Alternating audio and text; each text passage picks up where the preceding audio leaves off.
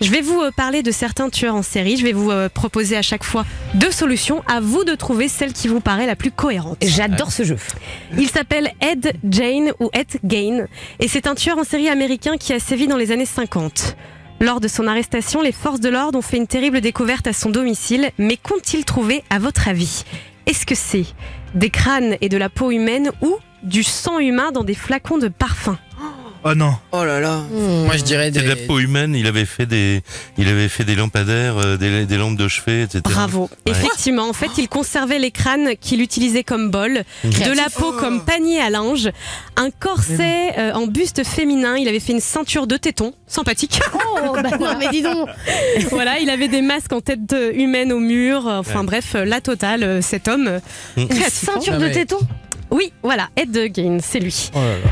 Albert Fish est un tueur en série américain aussi connu pour ses pratiques sado-masochistes. À 55 ans, il se met soi-disant à entendre des voix qui lui ordonnent de faire quelque chose, mais de quoi s'agit-il?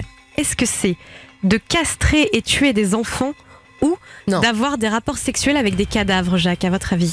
Je sais que Fischer est un des pires tueurs en série. Non, mais quand même. Nécrophile, je ne sais pas. J'ai peur que ce soit la première solution. Tout à fait. Ah non. Si, malheureusement, les voix lui ordonnaient de castrer puis de tuer des enfants.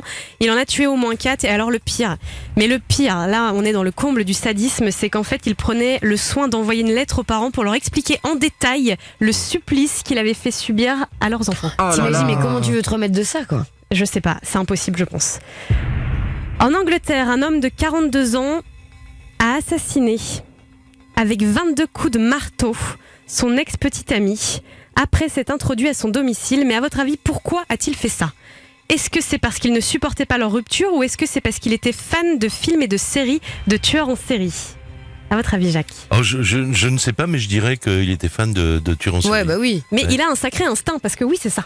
Oui. Effectivement. Non, mais parce que je vous raconterai tout à l'heure, il y a un certain nombre d'affaires qui se sont déroulées et les policiers étaient complètement sidérés parce que ils ont demandé mais pourquoi vous avez fait ça ou comment vous avez fait disparaître le corps. Oh bon, on a fait comme à la télé. Mais c'est ça, et c'est exactement ce qu'il a dit lors de son procès. Il a raconté qu'il a voulu faire exactement comme dans les films qu'il voyait, dont il était fan de serial killer, et que c'est uniquement pour ça qu'il a tué son ex-petite amie. Oui, Yannick. Mais justement, ces films, ça pose pas un problème pour les enquêteurs?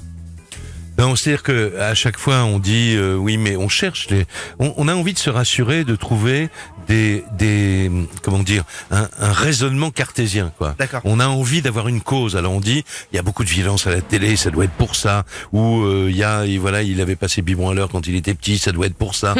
Malheureusement, je crois que heureusement que quand même le tueur en série demeure exceptionnel, si vous voulez. Mais je pense pas qu'on puisse dire qu'il y a une responsabilité directe, mais c'est vrai qu'on vit aussi dans un environnement très dérangeant de ce côté-là, surtout pour des gens qui sont eux-mêmes pas tout seuls, quoi. Ouais, c'est ça.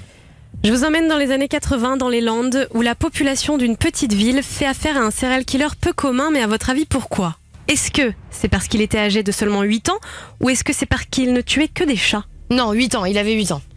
Il tue que des chats. Bien joué, Jacques. Bah oui, tu vois, moi je me retourne vers Jacques, il a toujours les bonnes réponses. Je suis trop nulle. Alors en effet, c'est assez incroyable. Il y a pas mal d'habitants qui commençaient à mettre des annonces parce qu'ils avaient perdu leur chat, tout ça. Et finalement, ils se sont rendus compte que c'était un homme. Il a tué une trentaine de chatons. Il les dépeçait, les cuisinait et les torturait. Bonsoir. Oh là là. Et ça va quand pas. on aura le temps, un jour, je vous raconterai le serial killer de chiens. Mais lui, il a fini par tuer un homme. Ah bon, il s'est entraîné sur les chiens et puis après... Mais c'est La horrible. vengeance, une histoire de chasseur, etc. Oh là là. Voilà. Oh là là. Mais il a tué beaucoup de chiens?